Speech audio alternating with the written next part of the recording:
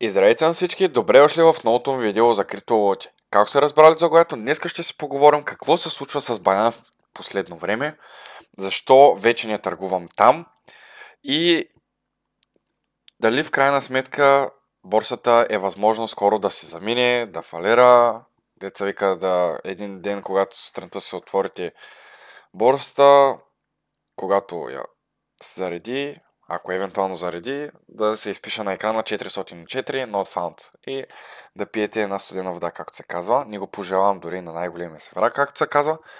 Така че, останете до края на клипа. Но преди да започнем към клипа, ще се радвам да се абонирате за канала, ако не сте го направили, да ударите към банката, за да получавате известие, когато кача клип, да се присъедините към моят Discord сервер, линк ще има долу в описанието и можете да напишете коментар какво може да е следващото видео. Тоест, ако имате някаква идея, тя може да бъде реализирана. А сега нека да преминем към същността на клипа, а именно какво се случва с борсата напоследък. Последно време, даже последната година и половина може би, аз не веднъж съм споменавал в клиповете си, че Binance имат проблеми с лимит ордерите.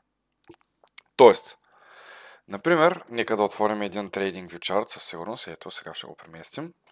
Ето имаме тук, планираме да кажем в момента, предвид големия ръст на биткоина на целия пазар последно време, последните няколко дни по-точно, виждате за какво става на въпрос, доминанса също колко е отпуснал, а от коиновете доста яко напънаха. Виждате Етерума какво направи, над 10% движение, което е доста добре за хората, които са били лонг или са купили на спот. Та нека да не се отплесваме, нали? Решавайте, например, че ще шортите, обаче очаквате някакво дадено ниво.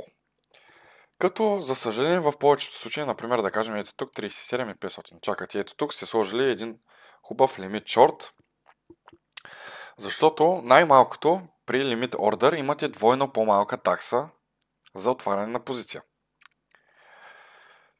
Сложили сте си тук ордера и чакате най-спокойно някакво движение нагоре, за да обере вашето ниво, като е възможно ли малко да уикне с ASFP, например, и оттам насетне да активира вашата поръчка и да тръгне, разбира се, цената надолу в правилната посока да тръгне трейда. Обаче повечето пъти се е случвало, където дали съвсем случайно или не, първи вариант. Цена, нали, ордера ви, ако е на 37,500 точно, да стигне до 37,499, 499.80, всякакви такива варианти, които са на толкова, както се казва, да ви вземе ордер. Имало случаи, където точно 37,500 стига и тръгва надолу, обаче ордера ви не е взет. На мен се е случвало поне 3 пъти.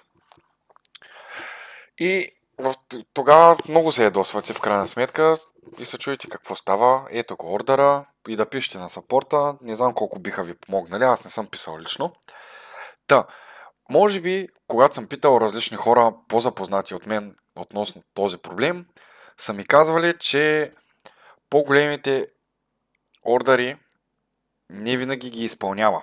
Точно на определената цена, която е. Защото повечето от вас, не знам дали са се замисляли, вие за да продадете, например, на дадената цена, която искате, някой трябва да купи.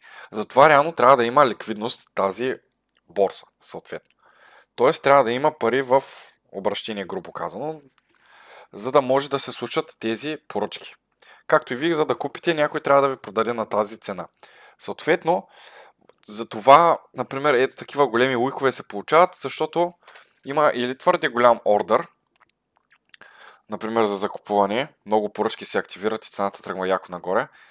И другия вариант е повечето пъти са ликвидации. И след като стигнат всички ликвидации бъдат, нали, екзекутирани, реално цената връща най-близката част до следващата ликвидност. И затова ето виждате как сме стигнали до тук горе и реално кендъл е затворил долу. Първо, че, нали, може да е реджект и отделно, нали, да кажем до тук да е имало ликвидации на шортове. И след това да се върне цената обратно към следващата ликвидност, която е. Но виждате, че за момента, нека да изтрим всички тези чертички, за да се вижда по-хубава чарта. Но за момента виждате, че тръгваме нагоре този големия уик, който е поне 2%. Ако не е повече, да, почти 3,60% уик. Този уик си е таргет, така че аз лично очаквам нов хай. Но Ето интересното е, че поради което пробихме рейнджа или най-малкото поне малко ще го разширим, който е сформиран тук. Но за момента това голямо движение нагоре, което се случи, смятам, че може би тук горе да сформираме някой друг рейндж. Или най-вече, ако отидем на Daily, ако не се лъжа, можете да видите, че реално може и да се върнем в горния рейндж, който е по-тежък според мен и не мисля, че ще имаме положителен пробив. Така че от тук някъде може и да е някаква спирка за пазара и да уходи съответно надолу. Защото, както се казва, да кажем на 11% пъмп, би трябвало да има някакво връщане, който всъщност за момента го е направил реално 4-5% на половина или поне една трета. Така че, защо не да не покрием този уик и да направим нов хай, да кажем около 39-40 хиляди, а защо не и към 42 хиляди. Хората, които, например, следят от повече време канала или от повече време се занимават с крипто и с търгуване, по-точно, могат да забележат, че долу-горе всяка година се получава едно и също. Аз, ако не се лъжа, съм го казвал и в предни видеа. А именно, за последните 2 години, даже опит, реално последната част и по-точно края на годината, на календарната година, пазара е повече в еуфория и има повече покупки, както и движение нагоре съответно. Долу-горе протича до края на годината, най-вече до Коледа. След това има вече някакво затишие, защото хората се схарчали парите покрай всички коледни и новогодишни празници. Има едно затишие, февруари, март месец, когато дойде китайската нова година, има пак малка еуфория нагоре, по-точно азиатците малко помпят и след това има пак едно хубаво движение надолу. Лятото, знаете, след юни месец вече, от юни до септември е пълно мъртвило. И долу-горе това нещо се повтаря повечето време. Затова казвам, че предната година, ако се върнем назад, 22 година, ето виждате има, да, някакво движение надолу, но виждате обратно, че се връщаме. Ето тук сме имали от 16 000 до 18 000 по време на декември месец. Но има някакво възстановяване, но виждате пък новата година, че я почнахме доста ударно.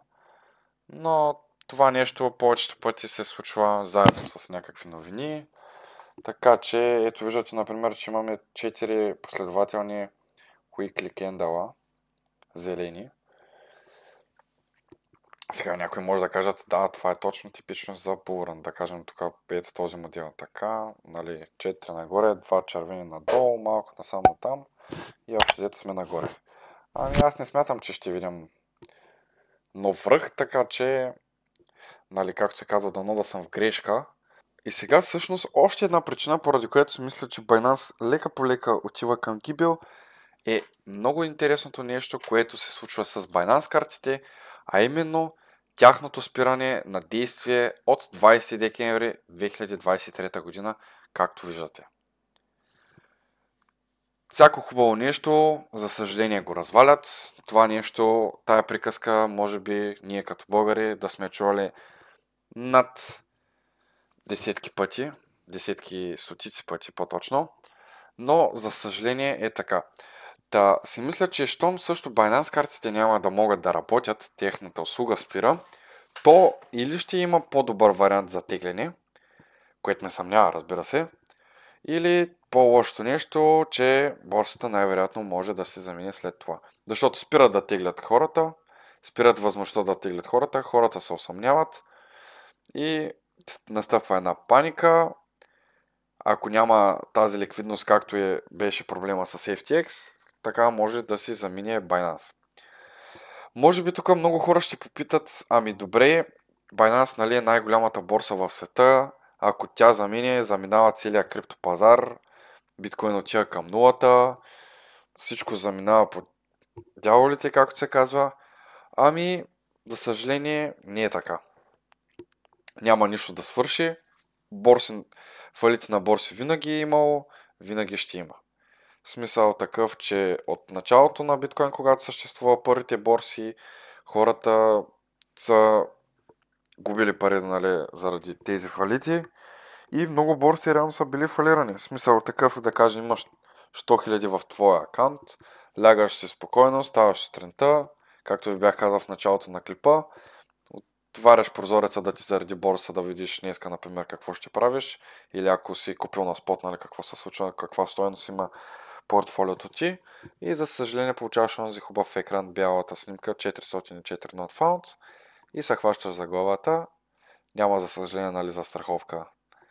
Така че затова в крипто трябва и не само да се инвестира пари, които си склонен и можеш да загубиш. Тъжно, но истина. S&P-то доста добре върви нагоре. Ето виждаме май, че има някакъв покрит уик.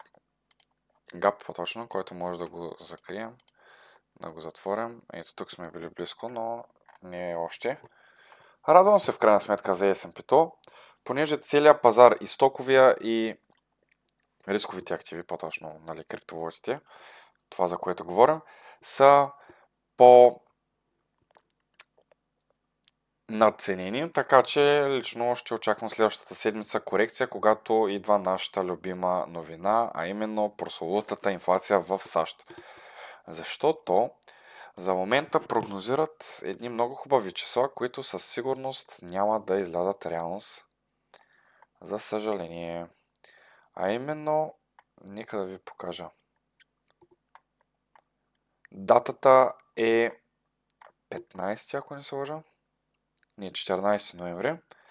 3,5 по старото време. 4,5. Виждате 0,3% прогнозират увеличение на инфлацията. И това нещо е много интересно. На месечна база от 0,4 отсякват на 0,1 да е месечното увеличение на инфлацията, което звучи много добре. Въпросът е дали е така. Горевата не съм ги следил долу-горе как са, за да направя някаква преценка. Но ще видим. Ето виждате от 4,3. Прогнозиране намаляваща, нали? Тук 2 месеца стоим в едно ниво. Ако задържим това ниво е добре. Но интересното е на последното заседание на нашия любим ФЕД, където ви бях казал, е, че самият той е казал, че за съжаление няма да се получи тяхната прогноза, тяхното искане, инфлацията да е до 2%. На пресконференцията говоря. Най-интересното нещо, което ми направи впечатление, е, че казаха, че самите ФЕД не са уверени, че са направили достатъчно, за да се намали самата инфлация. Така че смятам, че Федералния резерв знае това, което и аз на вас се опитвам да ви кажа, че реално 3,3% инфлация в САЩ за октомври, която е прогнозирана, няма да се окаже толкова. А ще се окаже малко повече. Така че очаквам инфлацията, това се пада като ден 14 вторник, да имаме движение надолу. Тоест част от това движение, което го направихме тук, да бъде върнато. Най-малкото имаме, всъщност реално виждате по средата къде сме в момента на нищото, понеже има път нагоре и надолу. Аз лично бих изчакал да даде посоката, пазара по някаква посока, за да се вземе трейд, защото иначе за момента според мен е буквално хазарт. Нещо, което искам да кажа е, че повечето пъти, когато икономистите искат да прогнозират техните очаквания относно дадена новина, в случая на инфлацията, например, нали, както в момента е намаляваща, както прогнозират, пазарите малко реагират в еуфория и общо взето затиша пред буря. Тоест, нали, помпят докато могат, защото знаят после, че рано или късно това движение е най-вероятно ще бъде върнато. Обратно. Затова хората, да кажем, които се старвали лонг, то могат да се подготвят за шорт. Но все пак имайте едно на ум, използвайте стоп. В тези дни има по-голяма волативност, така че е възможно да има по-голям шанс да бъдат ударени стоповете, така че всеки си преценява. Ами хора, това мисля да е за този клип. Надявам се да ви е харесал. Ако е така, дайте палец нагоре. Не забравяйте да се абонирате за канала, ако не сте го направили. Да ударите камбанката, за да получавате известие, когато кача клип. Да се присъедините към моя Discord сервер. Линк ще има долу в описанието. От мен чао и до следващия път.